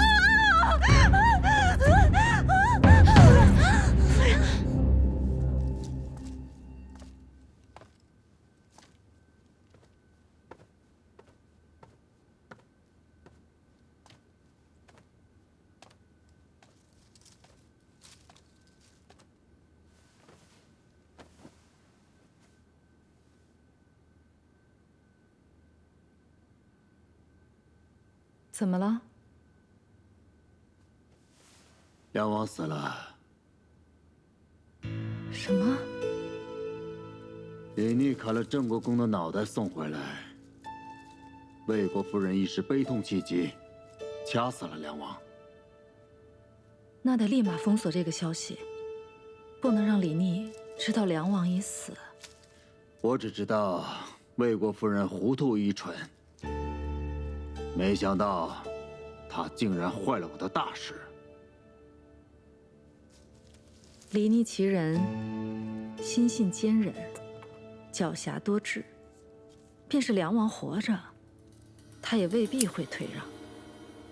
大都督不必懊恼。唉，娶妻娶贤，我就是娶错了妻子，才会痛失洛阳。虽然是这样，哪怕他一错再错，大都督也从未对他如何。想必是糟糠之妻，毕竟在你心中不同寻常。你这又是何必呢？她是你名正言顺的妻子，我就是不喜欢她。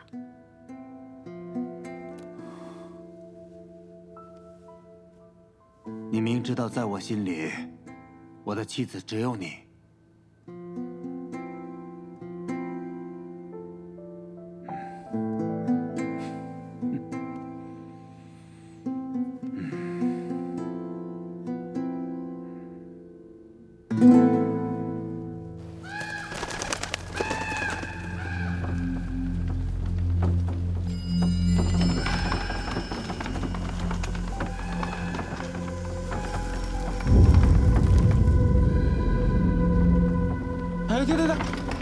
就这儿吧，赶紧烧了得了。上头可吩咐了啊，要挫骨扬灰。是。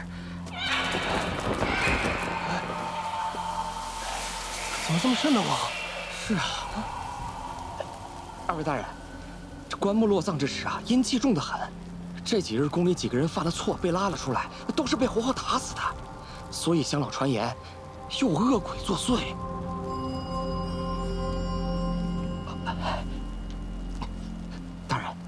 今天死的这个人啊，衣着华丽，身上有好几种绸衣，还有那靴子，一看就非常有钱。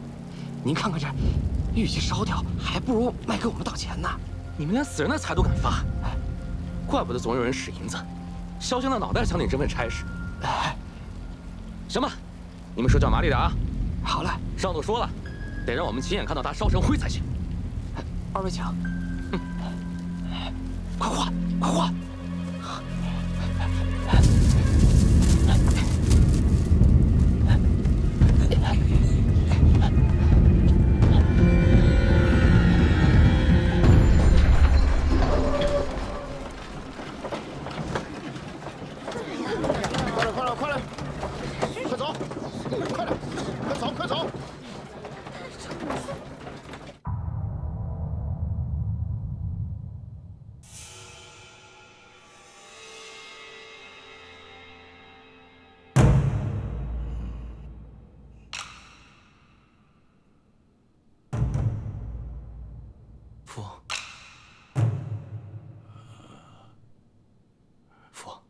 你身子好些了吗？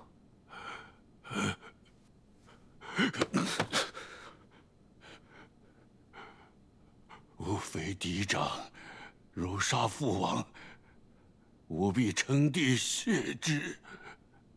是你写的吧？啊？是。父，不孝子，你这个不孝子，你这属实要害死为父啊！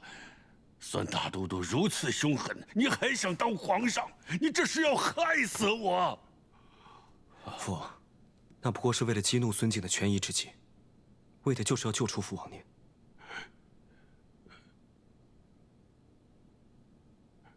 救出我？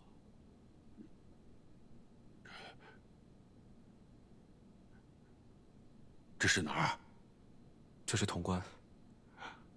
自从孙敬叛乱之后，父王一直被扣在京中为止。我便一直谋划如何将父王救出。此前，通过崔家军在宫中的人手，在暗中布置，只等见机行事。好一个见机行事！你的见机行事就是给孙敬那样一封大逆不道的信，你可知道？若是孙敬一动念，我就身首异处了。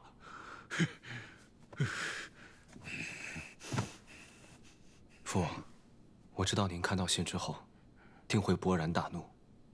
您向来身体不好，时常头昏，我想一气之下，您必然会昏倒。我命人用假死的药物，让父王假死骗过孙敬。等到入殓时，再李代桃僵，将父王救出。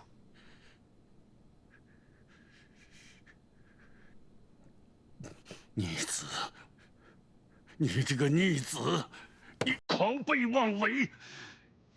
你这就是拿亲生父亲的命在做赌注，知道吗？儿子不敢。你还有什么不敢的？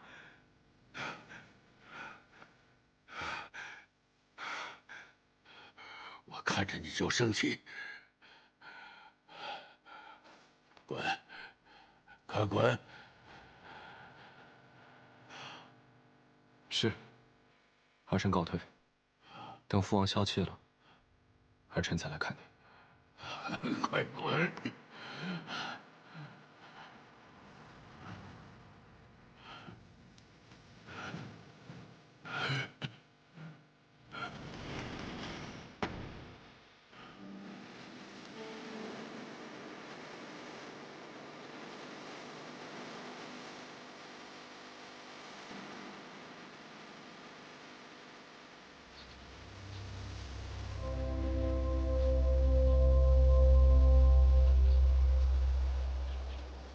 见过将军。听说迎回了梁王殿下，我便炖了一盅松蘑鸡汤，把油撇了去，再清淡不过。想着梁王殿下历经艰险，身心俱疲，用一些清淡养神的饮食，也可修培元气。皇孙不知道，我们小姐亲自守着小炉子，炖了好几个时辰呢。秋翠，多嘴。顾小姐费心了。将军这是哪里的话？将军是要办大事的人，忙于军务。婉娘身无一技之长，又是柔弱女流，在军中添了不少麻烦。既然迎回了梁王殿下，请将军允许婉娘来照顾梁王殿下的衣食吧。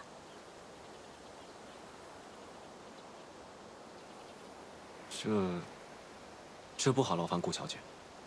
如今父王刚被救出来了，还有些心神不定，脾气也不太好。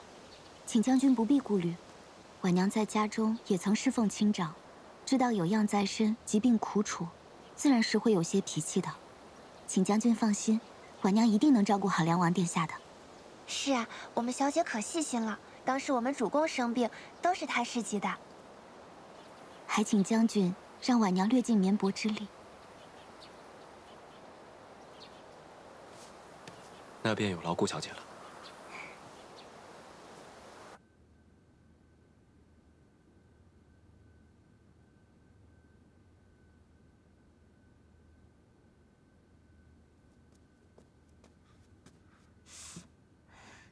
桃子姑娘，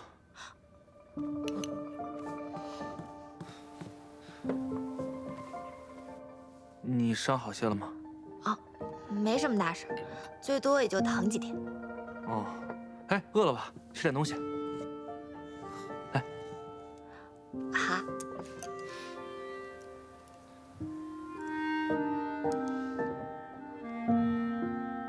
怎么了？面不好吃吗？汤面哪有猪耳朵好吃吗？你傻乐什么？没什么，没什么。面快凉了，你快吃吧。